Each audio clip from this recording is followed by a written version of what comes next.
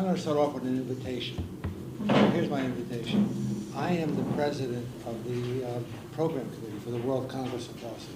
You may not know this, but the last World Congress of Philosophy was actually in Beijing. And it was, how big was it? Well, it's twice the size of any other World Congress that's ever existed. There was something like 20,000 people there. They had it in a big hall. It was in the Olympic Hall. And one of the things that we started in Beijing was we decided that we'd have a student session. I'm humming. How do I stop the humming? Okay. That we'd have student sessions, which we had not done before in prior World Congresses. The World Congress of Philosophy meets every 5 years. And we decided to have student sessions for the first time, and the Chinese graduate students responded by submitting 1,000 proposals. So we had 1,000 sessions just of Chinese philosophy students. So the next World Congress was supposed to be in Melbourne, but it's moved to Rome. And when it first happened, I started apologizing to people. I apologized about having to leave Melbourne, Australia, for Rome, Italy. And people would stop me and say, I must be mishearing you. Are you apologizing about going to Rome instead of Melbourne? I said, yes. And they said, well, what's back? You got that backwards. We're happy to go to Rome. So if you want to go to Rome and you haven't been to Italy yet, please submit a paper. I promise you, if you submit a paper, by the way, Chinese, Mandarin is one of the official languages of the World Congress, so you could write the paper. I encourage you to write in English for one reason. If you write in English, I can guarantee a good audience for you, so that if you make mistakes or you want to learn more, find out who kindred spirits are, I can hook that up for you. If you write in Mandarin, you're on your own. Yeah, I can't help you much. But either way, you should come to Rome. If you come to Rome, you'll see lots of interesting speakers. We're anticipating about 10,000, about half the load of China, but 10,000 is still a lot of philosophers. And it's a pretty magic, if you haven't been to Rome, it's a pretty magical place. It'll be exciting. The mayor of Rome is so excited about the World Congress coming, he gave us $1 billion for organizing it. And he's going to open up all these archaeological sites which are closed to ordinary people, but open for us for evening sessions. There'll be performances. There'll be all sorts of exciting things. But the main thing I want to say to you is, if you submit a paper, I guarantee it'll get accepted, because I'll make sure it's accepted. Because any proposals that are submitted go through my eyes at some level or other. So please try to come.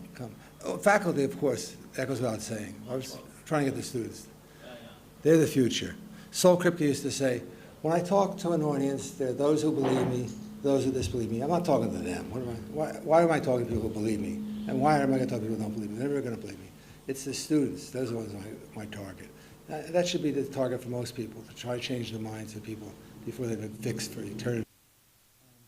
I'm going to get into a little bit of philosophy of science here, which I didn't anticipate. But I'm beginning to realize that the debates that have been going on in philosophy, we're talking about some serious debates that involve important issues having to do with gender and race and sex and what's a woman, what's a family, what's a marriage. You know, you get people writing papers saying 2 men can't get married because it's analytically impossible. And so it says, well, what if we change the meaning? Well, you can't change the meaning. All those debates that are going on now among philosophers, particularly applied philosophers. One of the shocking things to me, which only occurred to me within the last few weeks, is that these debates took place already, a long time ago, with people like Feyerabend and Kuhn, scientific revolutions, debates that dominated discussions before my time in the 50s and 60s. I mean, Fudan, one of my colleagues who's since deceased, told me that when he was at MIT, he was very proud of the fact that MIT had the highest citation rate in the world of any philosophy department. I said, well, that's impressive. And he said, yep. He said, if we all died and we left Tom Kuhn behind, we'd still have the highest citation rate in the world. So the Kuhnian book, The Scientific Revolution, I actually like the Copernican Revolution one better, but 2 of the books by Thomas Kuhn, completely, they have like 1 million citations. If you took this whole room, probably would have 1 million citations together. So it's a very impressive fact. But I think the debates that are going on now about what is a woman, what is sex, what is gender, what is race, so those debates have a long history in philosophy of science. And that for some reason, although these are intelligent people, who they are in a short while, they didn't acknowledge this, or they didn't know. I'm assuming they didn't notice it. If you notice it, it's going to change the way you think about the debate. So let's go on from there. I'm going to go through all the easy slides, and then I'm going to turn over to the smarter half of this team, Una, and let her do the hard stuff. So tradition. Are the slides up there? Do you know? Some on the slide called tradition. Successful communication requires joint grasp. So there's an old assumption in philosophy of language and philosophy of meaning and in linguistic studies in general, and that is we're able to communicate because we share content. So if you think about John Locke, that's a long time ago, right, 17th century. John Locke had this picture of communication, which is your head is bubbling with ideas, and you want to share these ideas with your neighbor. How do you do that? Well, you encode these ideas in language. You send the code out. If the person knows how to decode, if he shares a coding system with you, he can decode the message and acquire your thought. He doesn't have to share it. He can just know what you're thinking. So that's sort of the standard. If you think about it, that's how communication is alleged to work in many quarters, that we have certain conventions that allow us to speak Mandarin or English or other languages. And because we share those languages, we can communicate with each other. I can say a sentence out loud, moving air molecules around. You can recover my thoughts and what I'm saying by virtue of being a competent speaker of the language. But the assumption, the fundamental part of this assumption is that without shared content, there could be no communication. That's the view that was being challenged for a long time, not just by people who were interested in heavy issues like sex and gender and stuff like that, but even philosophers, ordinary philosophy of language. So my mentor, Donald Davidson, he wrote a paper called Communication and Convention. I think it was called, is that the title of it? Communication Convention, in which he argues that you don't need shared content to communicate. And what did he have in mind? Well, he had in mind a number of different things. Let's see if I have any examples of what I said. Let's see. Yeah, so here's one. So sometimes you know the meaning of a word. You're my audience, or you're my speaker, and I don't know the meaning of the word. So I bring a package I want to mail to my friend in Shanghai from New Jersey, and I say to the guy, I'm going to mail this package. He says, let me measure that with my Koba. Now, I never heard the word Koba before. He pulls out some weird-looking instrument and wraps it around my package, and then we ship my package off. I take a guess that maybe Koba means how big it is, or how long it is, how wide it is, something to that effect, given what he did with the device in his hand once he got it. But I don't know what Koba means. So there's a sense in which we want to say it was successful communication because my package got mailed. I had an intent to mail my package, but I didn't really know what he meant by Koba when it started. I might have hypothesized as the conversation moved on that what he could have meant. But it looks as though that communication can go on in a happy way without any real problems, even though I did not know in advance what the word meant. You might say, I picked up what the word meant as the conversation moved along, but not initially. But there are even better examples. Suppose we go looking for my cousin, who mischievously I locked in my office. He was being naughty, let's suppose. I said, I'm going to lock you in the office. We get there, open the door, and he's gone. And I have no idea how he escaped. And I said, I guess he Houdini'd his way out. Now, this might be completely unfamiliar to you, but Houdini was an escape artist, very famous and popular, long before I existed, I think in the 1920s and 1930s. And when you say someone Houdini'd the way out, he was apparently very famous for his ability to escape from places that looked like they're inescapable. They would put chains around his arms, lock him up in a box, throw him in the river, and you think, okay, that's the end of him. But he would pop up somehow and get out of the thing and everything. So when you say someone who Houdini'd the way out, you mean something like he got out in a very unusual and efficient way, but you don't know how. It's sort of inexplicable to you. But of course, I didn't know that in advance because I never heard anyone. Houdini's a proper name, and there's a practice in English, at least, probably in Mandarin as well, where you can turn nouns into verbs.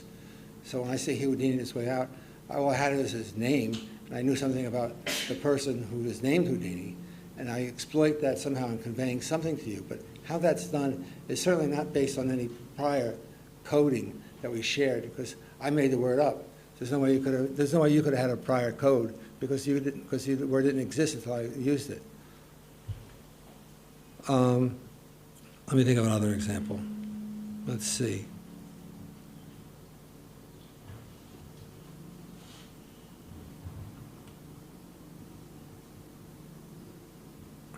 Well, you can see that we're moving very quickly towards this idea that it's possible to change the meaning of certain words or to acquire the meaning. You might infer from the data I give you so far that it's possible that sometimes people call it the dynamic theory of meaning, which is sometimes it's called the epistemic amelioration view, sometimes it's called the meaning. What's some of the other expressions that are used? What is Ludlow called? So he calls it negotiation because he's thinking of this as micro-language negotiation. And what are the Plunkett? That's also what Plunkett does. Ludlow also sometimes uses this term conversational crisis.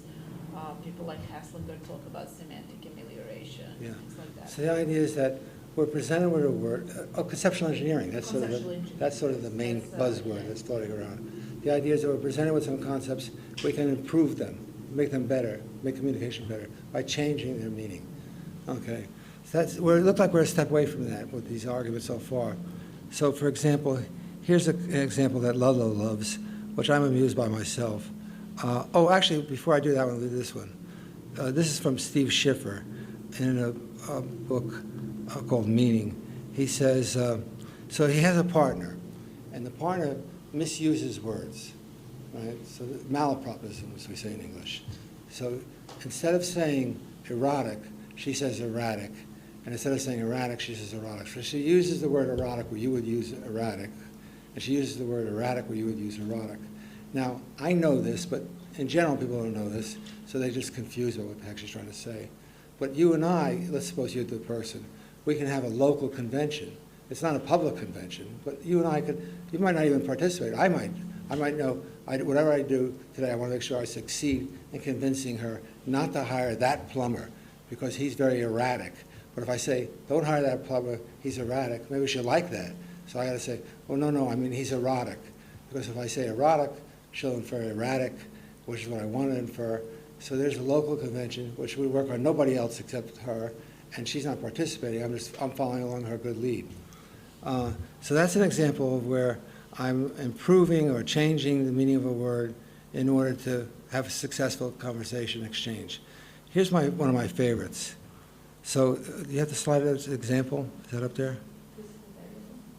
Take a look at that picture. Can you see the picture from where you're sitting? Give them the example first. Okay. So this is from Peter Ludlow's book on words. He talks about this example. He was driving home from work one day. And he used to listen to apparently radio sports. So there'd be all the, I don't know if they have it in China, but these crazy people would scream and yell at each other all night long about who's a better football player, who's a better badminton player, whatever your favorite sport is. And they were doing a evaluation of the greatest athletes of the 20th century. And some guy called up and said, you didn't include Secretariat. And the guy said, that's a horse. He said, yes, but he's a great horse. He's the greatest athlete of the 20th century. You know, now, how good was he? You have the picture up there? Take a look at him winning the Belmont, what's it called, the Belmont Stakes. This is a horse racing against the best horses alive at the time. And take a look, the jockey wants to see how far ahead he is. You know, normally in a good race, you win by a nose, which means that the horse's nose crossed the finish line than the opponent's horse's nose. This guy can't even figure out who his competition, where is his competition? Like, did they disappear? Look at he looks as shocked as the opponents are. This horse won by 20 lengths, which is, this is not like a great horse against a bunch of crummy horses. This is all the champion horses that were alive at that time.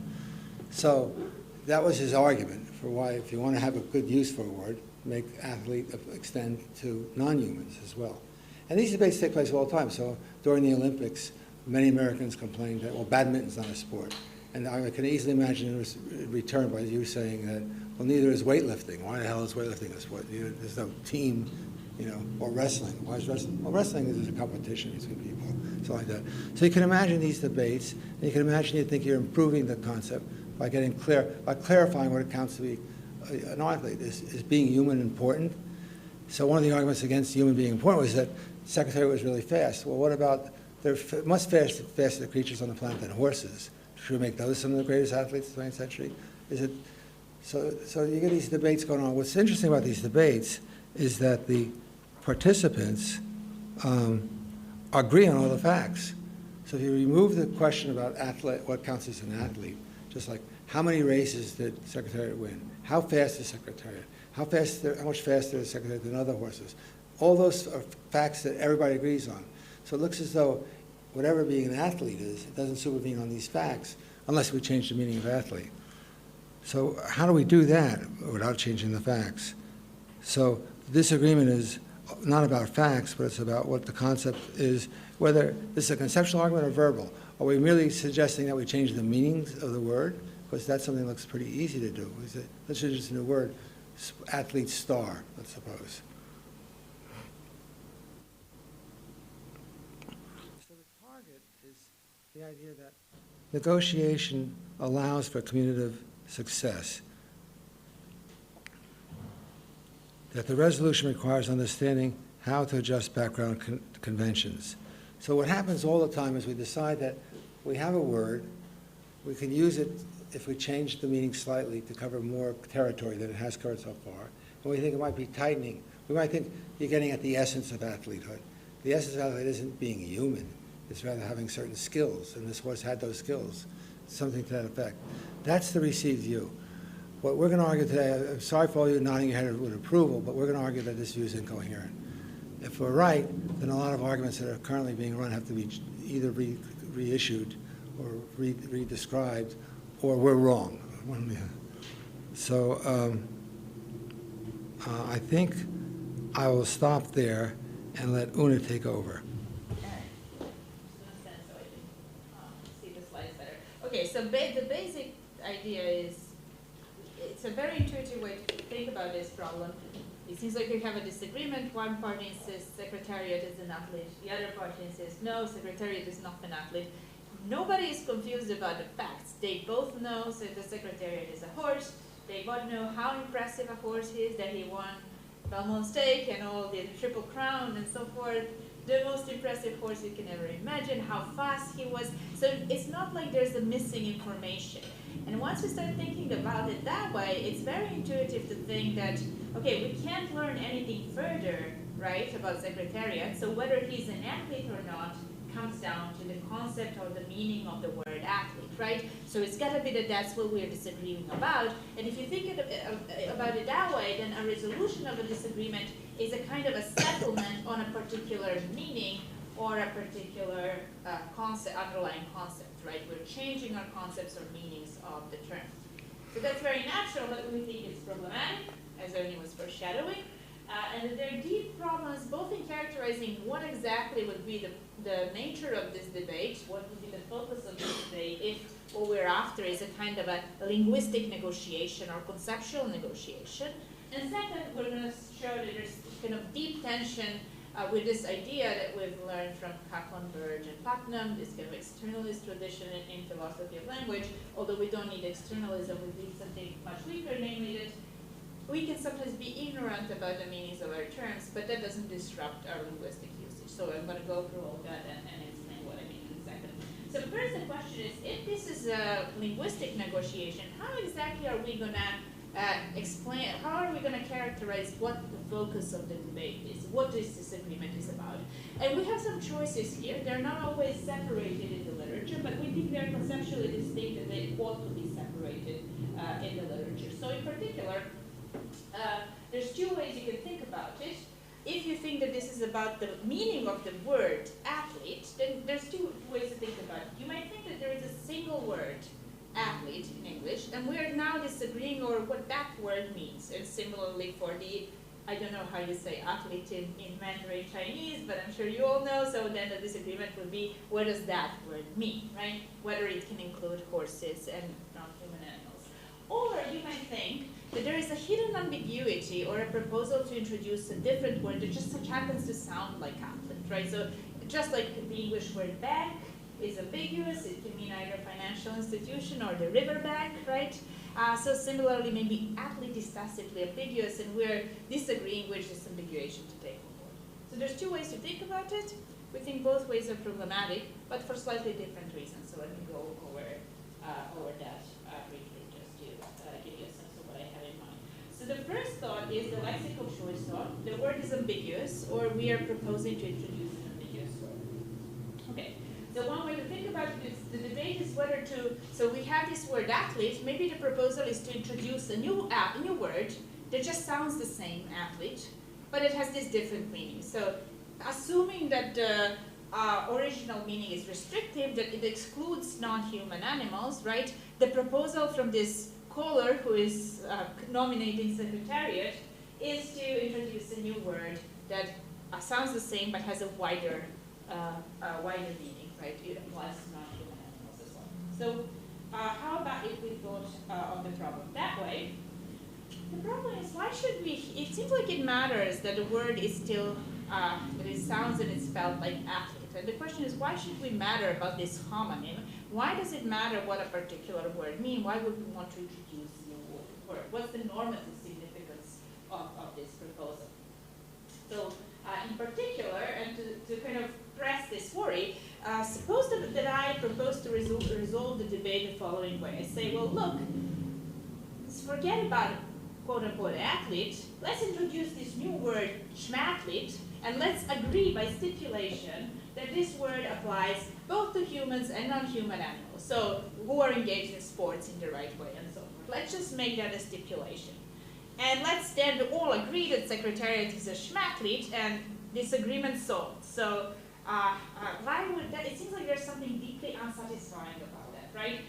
You would want to know, well, no, I don't care about schmathletes. I want to know whether Secretariat is an athlete, right? We are compiling a list of the 100 greatest athletes of the 20th century. Who cares about whether he is a schmathlete or not? And once you see that in the case of a non-homonymous expression, an expression that doesn't sound and is not spelled like athlete, you will see that the same should apply to the homonymous expression as well. It can't be that we care about this word just because of how it sounds and what its shape is, right? That's not what we care about intuitively. Or you might think, well, maybe this word athlete plays a kind of a role in our cognitive and practical lives. And so maybe we care about that role, and that wouldn't transfer to the word schmathlete. It wouldn't transfer to this new word. But the problem is, if it wouldn't transfer to schmathlete, it wouldn't transfer to a homonym, the word that sounds exactly like it, athlete as well. Because what it is in virtue of which this word plays this normative role, well, it can't be just because of how it sounds and what it's spelled like. If we agreed that quote-unquote athlete means rocks, well, no longer would it play that role for us. It seems it would lose that role. So it seems like what makes it suitable to play this particular role is precisely that it has the meaning it has. And if you change its meaning, the non-synonymous changes would affect the role as well. Right?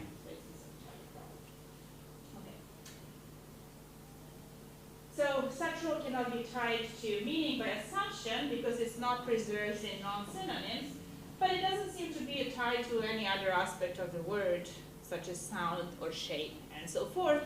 So it seems like we're left with no. So the first option is ruled out by the proponent because they're saying the meaning changes, but the role is preserved. So if the meaning changes and the role is preserved, the role can be tied to the meaning.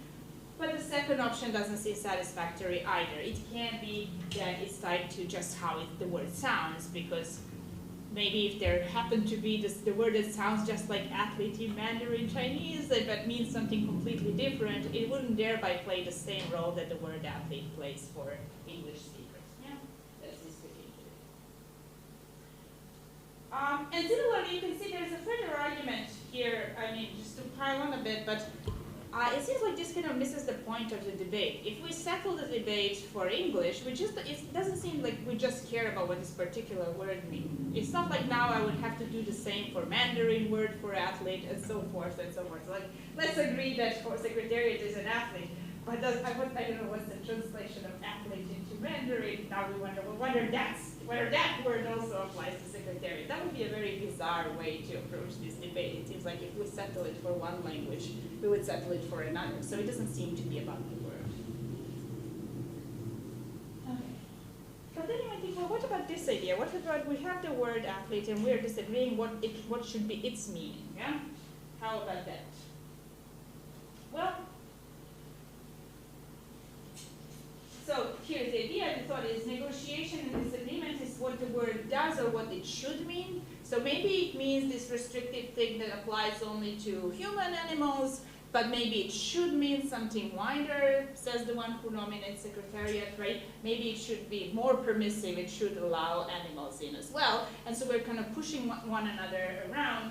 We're trying to influence one another. We're doing this conceptual ethics or conceptual engineering, right, or lexical engineering, if you like, to improve on the meaning of the word. And then the resolution of the crisis would come in renegotiating the semantic convention so that the word comes to have another meaning. Maybe is that a good option? How about that? Whoops.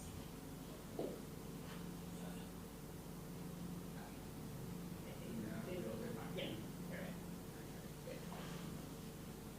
More subtle. Okay, so the problems. I say this strategy also mislocates the focus of the conversational crisis. It makes it again be about particular words of a particular language.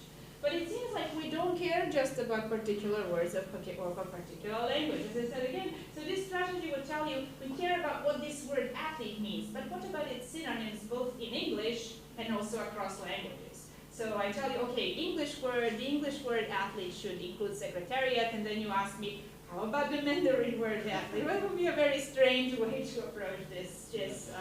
It seems like it would completely miss the point. If we agree in English that secretariat is an athlete, then we should also agree, I don't know what the Mandarin is. Exactly, so that word should then also apply thereby to secretariat. We wouldn't have two separate debates, one in English and one in Mandarin, and then one in Serbian and one in Italian and so forth. That would be a very strange thing. Okay, so it doesn't seem to be about the meanings of words. Well, maybe you might think, okay, so maybe it's not about meaning of words, maybe it's about the underlying concepts. The thought would be, well, words express concepts, and what ties the synonyms together, and what ties synonyms both within the language and translations, so synonyms across languages together, is that they all express the same concept. So what connects the English word athlete and the Mandarin counterpart is that they express the same concept. And maybe we're disagreeing about either what that concept should mean, what it should be its content, or we're disagreeing about which concept the word should express, yeah, or these words all of them should express. So maybe we're trying to change the meaning of a concept. So you can't just say, well, it's about which concept the word expresses, because then again you're tied to a particular word. But maybe something about, well, what's the meaning of that concept? Maybe we're trying to do conceptual change or conceptual engineering instead, change the meaning of the underlying concept. By the way, that's where you get closer to people like William Harvey. That's what he describes himself as trying to do. That's right. He's trying to get people to think of the heart as a muscle, and then things will change about circulation and so on. That's right. So we're going to kind of a framework change, conceptual change, right? A number of people think about it that way, and this might be one of the illustrations, right? How about that proposal? What can we say about that proposal? Well, first, it does require a certain controversial view about concepts. It tells you that a concept can remain the same while its content changes. So we are not here to tell you that that's controversial. We're just going to note it. We're not going to argue against it. But we do know that there's a significant change. So what it is in virtue of which a concept remains the same while its meaning changes is a murky business, and the proponent would owe us an account of that. But setting that aside, problems remain. First, the idea is that we care about this particular concept and preserving it while we change its meaning. So it must be that we care about it for some role that it plays for us, maybe a normative or conceptual role, or some kind of inferential role or cognitive role, and so forth. But how does this concept play this role if not in virtue of its meaning? What's the role of the concept athlete that is separate from its extension in a way that it allows us to change the meaning while preserving the role? So ex hypothesis, the role cannot be in virtue of meaning, right? Because the meaning by hypothesis is supposed to change. So it has to be in virtue of some other feature of the concept. But here we seem to be in an even worse position than in the case of words, because it can be about the shape or sound or anything such, right? So it seems like we are at loss here as to what the source of this role will be, what the carrier of the role. And we just illustrate that by pressing further. So if we renegotiate the meaning of the concept athlete to now denote things like rocks, right? It seems like it would completely lose whatever role it was supposed to play for us. So it seems like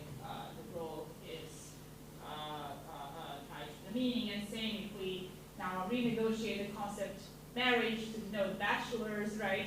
Will no longer play the same role for us because the role of the concept marriage is to allow us to think about marriage, right? Not to think about bachelors, right? So it will change. Yeah, that's the idea. Okay, so we think there's also kind of a deep problem for anybody who's going to advocate either a lexical change, a change of the meaning of the word, or conceptual change, a change of the meaning of the underlying concept, and that is that they're going to generate empirical predictions which are incorrect, right? So consider what I have on the slide here. It seems like, suppose we are in this debate whether Secretariat is an athlete, and let's say we come to agree that Secretariat is an athlete, and that's the right way to think about Secretariat. Well, the natural way to describe our scenario is with utterances like 6 and 7. After we have agreed, it seems like this would be very natural to say. I will tell you, well, we used to think that Secretariat was not an athlete, but now we think he is. Or we might say we stopped thinking that Secretariat was not an athlete. Or we might say we were wrong to think that Secretariat is not an athlete. Now we think he is. But the problem here is that if the word athlete or the concept athlete changed its meaning, then of course it's not true that we used to think that Secretariat is not an athlete with its new meaning, because by hypothesis we do think he is an athlete with its new meaning, which includes Secretariat, right? However, if this word athlete here preserves its old meaning, this again is not true, because according to the old meaning, we still don't think that Secretariat is an athlete in that meaning, because that meaning by hypothesis rules out Secretariat. So it seems like we are out of luck here. The only way to capture this is if you think that the word athlete has a constant meaning that didn't change, but our beliefs about what that meaning is actually what changed. Yeah? And same with the example. Or you can go meta-linguistic, which is boring. You can go meta-linguistic. We think that gets things wrong, so you might think, well, maybe what this means is something like, we used to think that the word Secretariat should apply to, the word athletes should apply to Secretariat. Now we think that is wrong. We think that there's no way to capture that, that reading other than the way that tells you that the beliefs about the word change. Because if you think about it, the way to paraphrase it is to say something like, we used to wrongly think that the word athlete applies to Secretariat, but now we think correctly that it does, right? Or that the word athlete does not apply to Secretariat, but now we think correctly that it does. That way of paraphrasing is only consistent if the meaning of the word didn't change.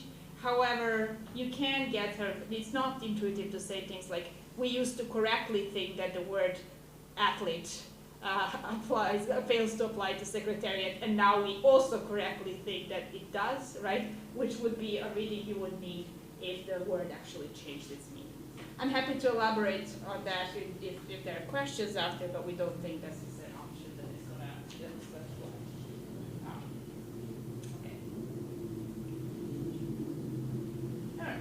So that's just my way of saying, so far what I've argued is that there's no really intuitive, natural way of describing the focus of the conversational crisis of this kind of a linguistic negotiation if it is to be really about either the meaning of the word or the choice of a disambiguation of the word or the meaning of a particular underlying concept. It seems like what we care about is not what the words mean or what the concepts mean. That's not what these disagreements normatively seem to be about. Those kind of ways of describing fail to kind of target what we really are after when we're disagreeing, and that's why we get this bizarre result that the debate about Mandarin is completely separate from the debate about English, and that somehow the concepts can survive changes even though their meanings might wildly vary, right? And also we generate incorrect predictions about how we think about the progress or the resolution of this conversational crisis, as illustrated in examples 6 and 7 that I just showed a moment ago. But moreover, we think that there is a kind of a, even if you didn't buy anything I said so far, and if no, I really insist that this is about the change in meaning and the meanings of the word, that we can actively change the meanings of the words, we think you're going to run into some serious trouble with kind of a very a simple but a very fundamental aspect of our linguistic practice, namely that we can have stability of meaning even when we are confused or partially informed about what those meanings are. Yeah? Let's say a little bit more about what I mean here. Okay. So, ignorance and error. So this lesson that goes back to the lessons from the work of Putnam and Kripke and Burge that tell us that certain meanings are not in the head, and also that by extension you can be ignorant about the meanings of the words, but still use those words with the meanings that they have in the linguistic community that you belong to. Yeah. So here's an example. Let's rewind our clocks back to prior to the discovery of the H2O molecule in the past, right? The 17th or 18th century, right? And before the discovery, people still were able to talk about water. So I could, in the past, have told you, I want some water, and you would have handed me a glass of water and said, here you go. But neither you nor I would know that water is H2O, nor we would be able to systematically distinguish it from an indistinguishable substance that has this chemical structure of X, Y, Z. So even though we might be in all sorts of ways confused about or ignorant about what the meaning of the word water is intuitively, we are still talking about water even regardless of that kind of widespread confusion. And notice in the past, right, the entire linguistic community was ignorant in this way because nobody knew about the H2O molecule, right? So the successful usage, we thought, is grounded not in our descriptive knowledge of the facts about the phenomenon, but something like the causal and historical connections that the utterances bear to the world, which are very embedded, and the linguistic network that we belong to, all the way down to the initial baptism of the term. So somebody who first introduced the word water pointed at a sample of water and said, that is water, right? And from then on, this word was passed along with its meaning to other linguistic participants in the English-speaking community, and same for the Mandarin counterpart of water, where the first Mandarin speaker encountered a sample of water and went, I don't know how you say water in Mandarin, but baptized it, right? And then it spread out around the community and so forth, right? So, and that's why we can still speak about it, even though we might be ignorant about it. Similarly for other kind of phenomena, right? So I might say that I don't want to drink this particular diet soda because it has aspartame in it, or that I avoid cigarettes because they have nicotine in them, but I might not know exactly what aspartame is, other than just it being a sweetener. Maybe I'm very ignorant about chemistry and can't really tell you anything much further, how it differs from, whether aspartame is in Splenda or in Sweet and Low, I don't know, right? Similarly with nicotine, I might not know exactly which dangerous substance it is that's in cigarettes, whether it's also in pipes and what other kinds of things, right? But even so, it seems like still use it to say both true and false things about it, right? And even if I'm a speaker ignorant about water, I can say things like, I wonder whether water is H2O, or I suspect that water might not be H2O, and things like that, right? It seems like I'm not just failing to talk about water just in virtue of exhibiting my ignorance, yeah? So the lesson here, and it's a very familiar one, right, is that just the linguistic usage can be stable even if I'm an ignorant and uninformed speaker, and even if my participants in my community are equally misinformed and ignorant about the meaning, yeah? Of course, there's a trivial sense in which everybody within the community knows the meaning of the word water, so we all know, quote-unquote, water means whatever the word water means, right? But that's too thin, right? That's not going to explain how we get things done in the word. There's a sense in which I also know Mandarin, right? Because I know that the Mandarin word for water means whatever the Mandarin word for water means, but that will not allow me to speak to you in Mandarin, right? And so it seems like that's not a useful way of knowing the meaning, right? So something something, and I can't negotiate with you about the meaning of the Mandarin purge water if all I know about it is just that it means whatever it means, right? That's two things, right? Okay, so how does this bear on our problem? Well, here is a very quick, and I admit this is too quick, but I'm going to embellish it and make it less quick in just a second, but just to give you a sense, right? Here is a quick argument against the meaning negotiation and meaning change. So the meaning of the word quote-unquote athlete is equally grounded in the causal historical social networks that bring you back to the original baptism of the coining of this word with its meaning. We know that speakers can be ignorant in various ways about the meanings of the term. So just as they can be ignorant about the meaning of the term water, similarly they can be ignorant about the meaning of the term quote-unquote athlete. That doesn't disrupt linguistic usage. And so thereby, when I talk about athletehood, when I use the word athlete, I'm using it with whatever meaning it has, going back to the baptism, regardless of whether I'm misinformed. So what our disagreement shows is that at least one of us is confused about the meaning of the word water, or the meaning of the word athlete, right?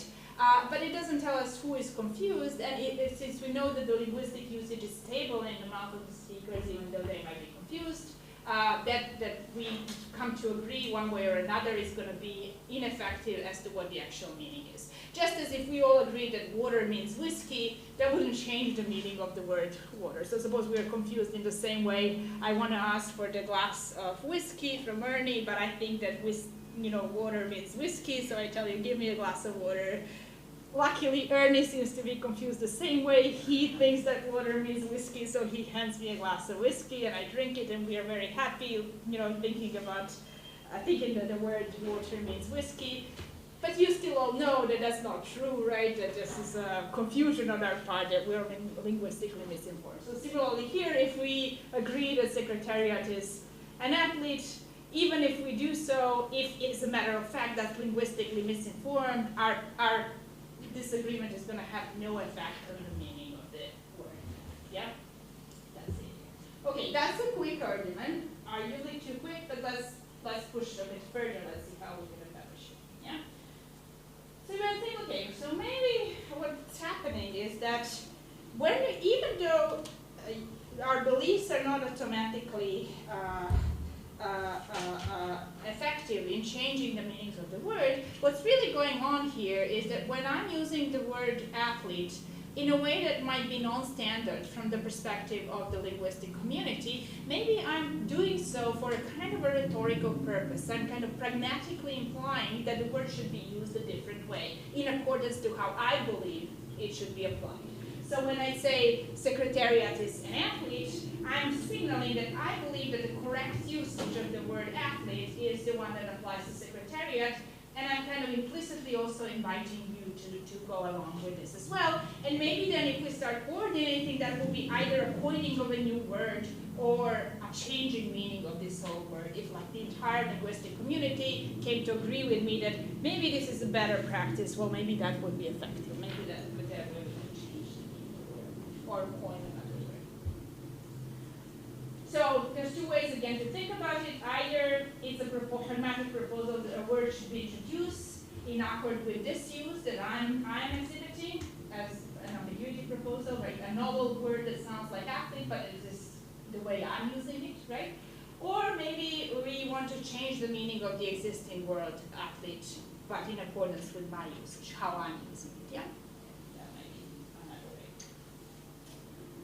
So if the idea is that when I say Secretariat is an athlete, I'm signaling that a new term should be introduced in accordance with my usage, where the meaning of the term applies to Secretariat. The question is, how exactly does it do so? How is it that when I say this, by assumption posting that Secretariat is an athlete, that I thereby signal that you should introduce a novel word? It can't be pragmatic, right? In the kind of a Gricean sense, because typically speakers don't really intend to use the term in a false way. When the guy called in on the radio show and said, how about Secretariat? Secretariat is an athlete. It's not like he had an intention or or she, I don't know who called, right, in the story, that they had an intention to use the term non-standardly. It's just that they actually thought that the word is standardly used in this way, that also applies to secretariat. So thereby, if there's no intention to introduce a new word, you can't also be pragmatically implying that a new word should be introduced, because typically, at least in the tradition going back to Christ, the idea is that if you're pragmatically implicating something, you have to intend to convey it to the audience. But even if you were not impressed by that kind of argument, or even if we stipulated the speaker was intending to implicate that a new term should be introduced, there is a really deep problem here, namely how exactly will we go about introducing this new term? And that's a really deep problem, right? Why? Well, so by assumption, our disagreement reveals that at least one of us is confused about the meaning.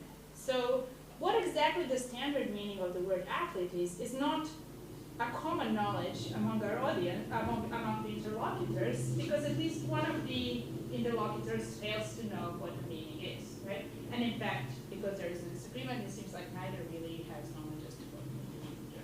Yeah? But if we're going to negotiate to introduce a word that just like the original, that has exactly the same meaning like the original word, except that it also includes secretariat, we have to be able to have that starting point, what the original meaning is, in order to argue from there to this new meaning. And it seems like that's exactly the same. So that seems like a deep problem with the starting point. And there's also a deep problem with the ending point. So let's suppose that we even give the speaker the original meaning. Let's say it's the meaning that excludes secretariat and so forth, and we want to introduce the meaning that's just like it, but it applies to secretariat. The problem is that it's indefinitely many candidate meanings that satisfy that criterion. Secretariat or athlete, horse or athlete, animal or athlete, and so forth. And even if we restrict ourselves to the more natural candidate, even there, you're going to have indefinitely many ways of filling this out. Yeah? So even if secretariat, so you might think, let's suppose we actually can, even if secretariat is not an athlete, we should have a word like quote-unquote athlete that applies to secretariat as well. Let's suppose we want to implement this. The problem is, even if we mutually agree that we want to act on 10, right?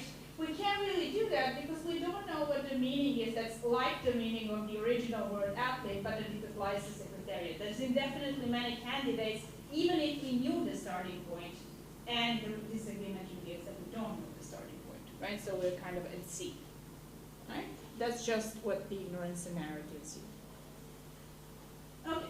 I should ask, how am I doing for time? How long should I speak for? Yes, you still have 20 minutes. Okay, good. Just make sure. About an hour. Excellent, yeah. All right. So the similar, so you can already see that the analogous problem is going to arise if what you thought is that you're signaling pragmatically somehow that we should change the meaning of this word, right? Not introduce a new word that has a similar meaning, but create a similar meaning for the existing word, right? It's going to be exactly the same problem. So typically, speakers are not going to enter the debate having an intention to use the word non-standardly, right? And even if they, thereby they're not implicating that the meaning, that we should change the meaning of the word, right? Because to implicate that, you have to intend to be proposing that the meaning of the word should change, and typically speakers are not going to have that intention. Arguably in the original case, where the caller goes into the radio show, right? They don't do so as a kind of a linguistic activist. They just do so because they think secretariat is an athlete, right?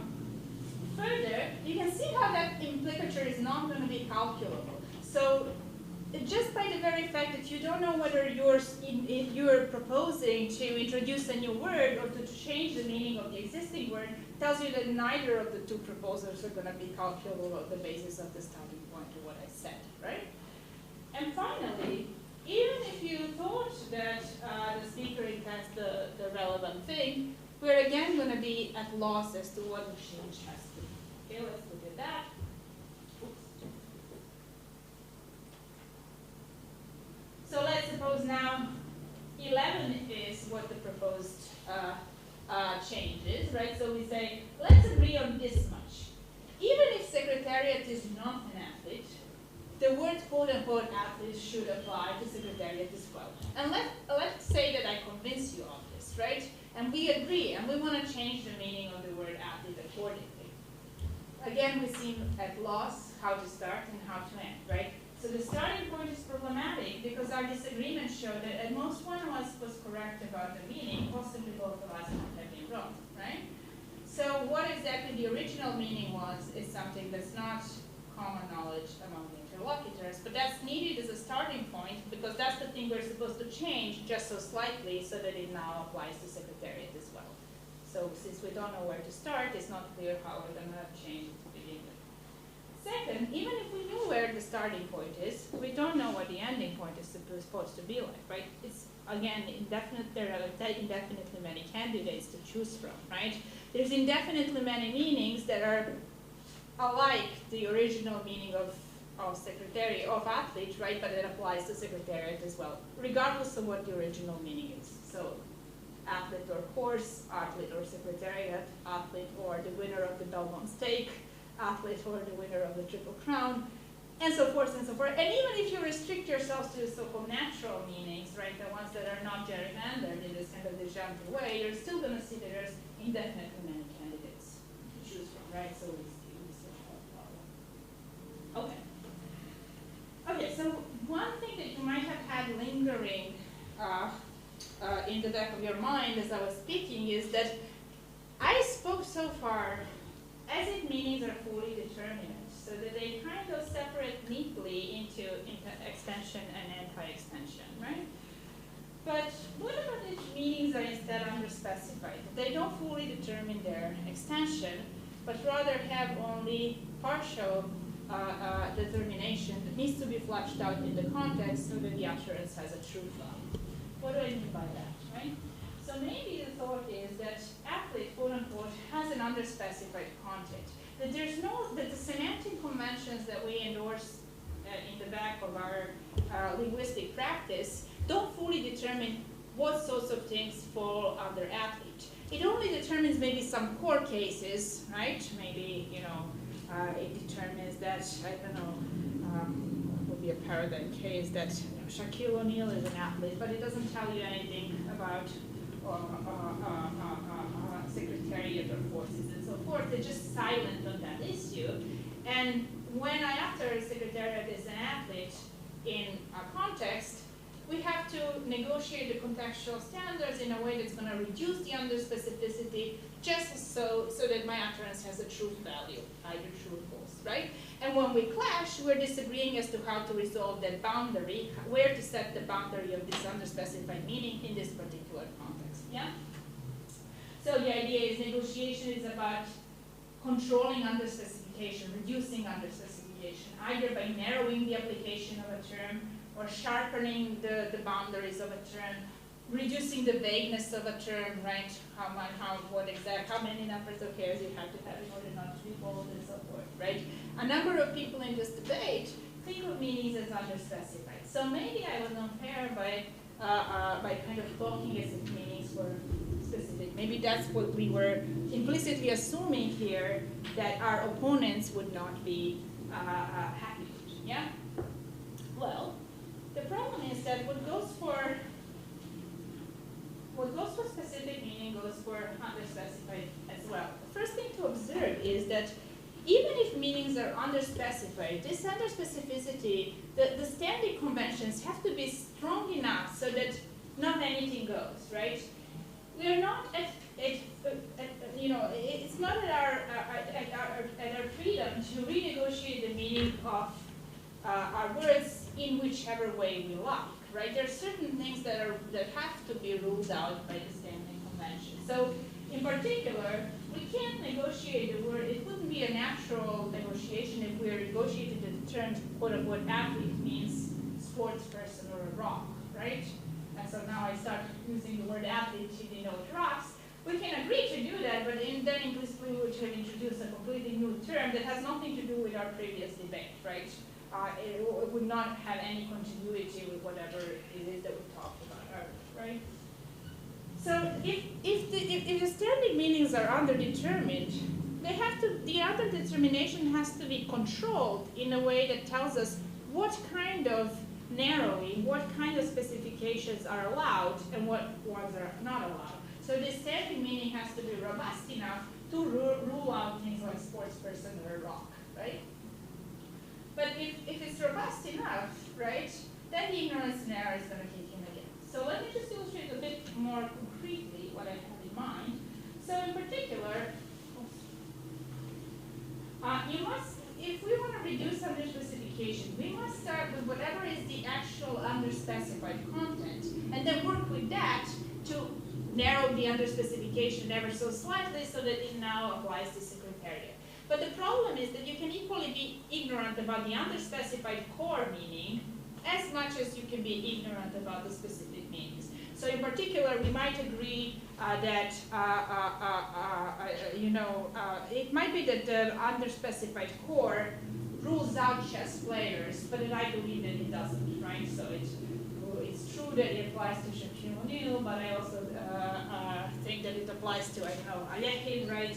But in fact it doesn't, right? It rules him out of the fight or something like that. So in that case, I would be ignorant about the underspecified meaning of the word athlete, right? But if so, then our disagreement again reveals that at most one of us might be correct about the meaning, right? And it's not clear what underspecified meaning to start from in order to renegotiate it's ever so slightly so that it now applies to secretariat. So let's suppose that I believe that the word athlete does not apply to chess players, and I'm wrong, and Early believes that the word athlete does apply to chess players, and he's right. But now we're not disagreeing about chess players, we are disagreeing about secretariat. So now we agree that secretariat is an athlete. So now the idea is we narrow down the underspecification of the core meaning in a way that allows for secretariat, but we already disagree about what the core meaning is. So how are we going to use that to narrow down the meaning of the word secretariat? It's not clear, right? And further, again, you have you have indefinitely many options at the end point as well, right?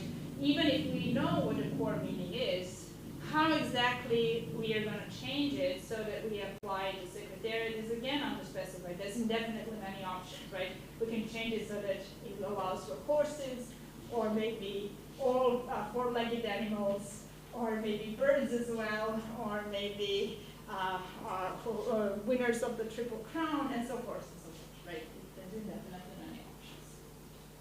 So the point of the argument being that what goes for specific meanings applies to underspecified meanings equally. Yeah, there's no getting around here. Okay. But then what about the shared contents of lexical innovation? If you remember when Ernest started to talk, he said, well, look, sometimes we do have lexical innovation. We seem to be able to use the words with their meanings prior to knowing the linguistic conventions, and sometimes even without there being any prior linguistic conventions. So that's the case of Houdini or Kova, right, where you introduce a word on the fly or learn the word for the first time, but nevertheless it seems like it is successful in communication. So how is it that we can kind of cook up new conventions if we can't change them once they're in place, right? How is it that we can create new meaning conventions but can't renegotiate them, as we have been arguing that you can't renegotiate? How is that possible? Okay, so let's look at that. So recall the example we started with. You get to a post office and the clerk says, let me measure your package with a kova. You have never heard the word kova before, but the clerk is holding a weird shaped device and he's about to measure the package, so you assume this is the device that is used to measure the volume of the package, let's say. Does this show that the agents can coordinate on meanings on the fly? Because in this case, the hearer doesn't know the meaning, but coordinates with the speaker on the fly and gets the meaning on the fly. So why is that not sufficient? Why does that not give us enough knowledge so that my arguments for ignorance and error, there are arguments for ignorance and error are blocked, right? Why is that not sufficient? Well, the idea is, okay, you can get initiated into a network even though the speaker who initiates you might be confused, and even though you might still have a very partial knowledge of what the meaning is. So once you're exposed to the word COBA, you can now already use it, even though you might not be exactly sure what this device is. So you might say things like, what is a COBA? You're not sure whether it's this device, so let's suppose that this clerk is holding two devices and says, I'm going to measure your packet with a COBA, and you don't know whether it's this ruler-like thing or this, like, I don't know, scale-like thing that he's holding, right? And you ask, well, what is a COBA? It seems like you're using the word even though you don't yet know its meaning, right? Or similarly, how does a COBA work, you might ask, or whether is a COBA always shaped like a ruler and things like that, yeah? So they can do so without any specific hypothesis about what COBA is, and indeed they can do so even if the original speaker might have been confused. So interlocutor understanding can diverge in many ways regarding what COBA measures, whether it must be of this shape and so forth. The speaker and the hearer both can be ignorant in ever so many ways, but so long as they're embedded within the network in the right way and trading this one particular word with its meaning, that's sufficient for them to be using that word with that meaning. And what they can then do is they can align their theories about what the meaning is, even though that's in fact ineffectual as to what in changing the underlying meaning. Yeah, it's not going to have an effect on what is said, and just what they release that approximately conventions. Similarly with the erotic case. Remember, one of the partners is confused about the meaning of the word. They confuse the words erotic and erotic. So when they mean erotic, they say erotic, and when they mean erotic, they say erotic. And here exploits this assumption that Mrs. Malver believes that erotic means whatever the English word erotic means, if anything.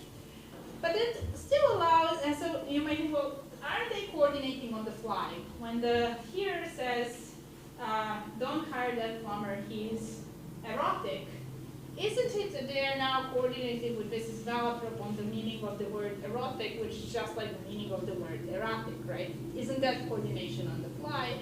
But the thought is that type of coordination still allows them both to be confused in all sorts of ways as to what it means to be, what the word erotic means, right? What they are doing is that the partner, Mr. Malaprop, is simply piggybacking on the fact that Ms. Malaprop believes that the one word means what the other word means, right? And so they know that when they want to use the meaning erotic, erotic, right, they should use the word erotic. But that allows them to still be confused and only partially informed about what either of these two words mean, and same for Mrs. Malaprop. In fact, they could both be wrong about the meaning of both of these words, and how to classify things into erotic things and non-erotic things, and erotic things and non-erotic things. Okay, both could be misapplying or misunderstanding both of those. Further, what about neologizing? Remember, we can coin words on the fly. So isn't that a case where we introduce a new meaning? And how is it that we can introduce a new meaning even though we've argued you can't change the new meaning? So how is it that in the case of Houdining, you are able to coordinate in such a way that now we understand what this new meaning is, even though there weren't any prior conventions? How is it not getting around our problems of the ignorance snare? Aren't there, after all, indefinitely many possibilities for what this word Houdini could mean? How are we settling on a particular one? Well, indeed, the idea is there are indefinitely many hypotheses, but the thought is, okay, we're witnessing one particular phenomenon, and we want to coordinate on that one, and so we name it, right? We say Houdini, and since we witness this, we want to talk about this particular phenomenon. But still, that allows us to be in indefinitely many ways confused about what exactly the nature of the phenomenon that we witnessed is, right? We might in future discover that we disagree whether some future instance is an instance of Houdini or not, right? What type of escape it has to be, from what types of enclosures and so forth. All of these things are still up for grabs. We might not exactly know. Just as when we first saw the sample of water, right, and said, let's call this water, and then we started talking about it, it was up for grabs exactly what water is. We didn't really know. We had to discover that further. We could have wondered, when we see a block of ice, is this water as well? Or when we see evaporation, is that water as well, and so forth. And we might imagine a disagreement, somebody bringing a block of ice and saying, this is water too. And you're saying, no, look, this is solid. Water is liquid. It can't be water, right? You might think that there could have been disagreement of this sort as well, right? So future disagreements might arise in uncovering the underlying disagreements about the meaning, but it doesn't mean that the meaning wasn't fixed when the word was coined and that it wasn't propelled through the linguistic community accordingly.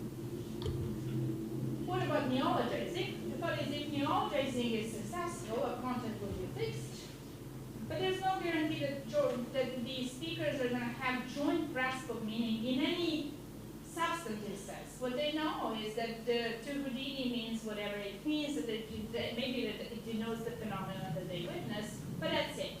What the nature of that phenomenon is, how it extends to further cases, in which ways that might still be up for grabs. And when in future cases they litigate, they disagree and they sort of negotiate as to how to classify things into, say, Houdining and non-Houdining. They are basically doing an inquiry into this underlying phenomenon that they name, rather than changing the meaning of the word. The divergences revealed in future conversational crises are not the divergences that are going to be effective as to the meaning of the word. They're just the ones that are effective as to the underlying beliefs about the phenomenon we are talking about. Yeah. So the meaning of quote-unquote athlete remains constant in a similar way through the evolution of our understanding of the underlying phenomenon, aptitude. This understanding can diverge from what the original neologizer might have had in mind. And it can also diverge from the actual content. We could be confused, right? Conversational crisis can drive and affect such evolution of our understanding, either further or backwards. There's no promise that it's linear, right? Just as if Ernie and I agree that water denotes whiskey, you know, he and I might be equally confused, and you might recognize that we are confused, but